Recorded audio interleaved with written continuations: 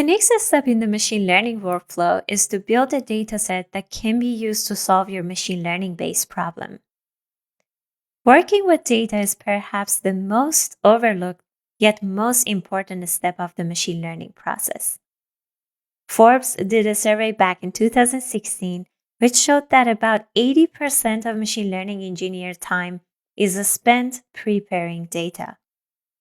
Understanding the data we are working with, really understanding it, helps us select better models and algorithms that ultimately enable us to have a more effective machine learning solution. There are 4 ways to break down the data portion of the machine learning workflow: data collection, inspection, summary statistics, and data visualization. Each plays an important role. Let's take a deeper look at each step. The first step is to gather data relevant to your problem. For example, if you're trying to build a system to detect if a cat is present in an image or not, you could take a lot of pictures, some of which contain cats or some of which don't.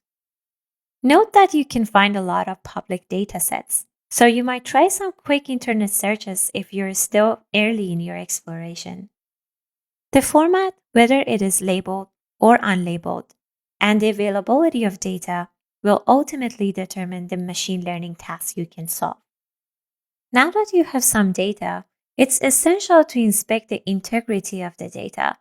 Don't assume any data you find is high quality. The quality or lack thereof will ultimately have a massive impact on how well you can expect your model to perform.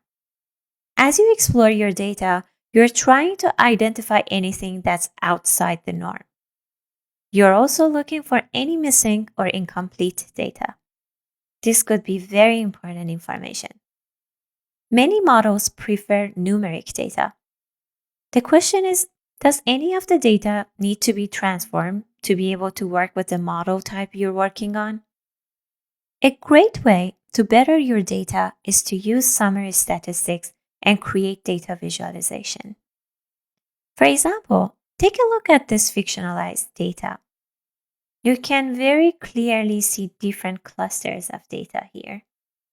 Summary statistics allow you to see trends in your data, which can help you better understand what the data is communicating. There are many statistical tools you can use to calculate things like mean, inner quartile range, or short form IQR, and a standard deviation. These tools can give you insight into the scope, scale, and shape of the dataset. You might also detect outliers that you might have missed using other methods.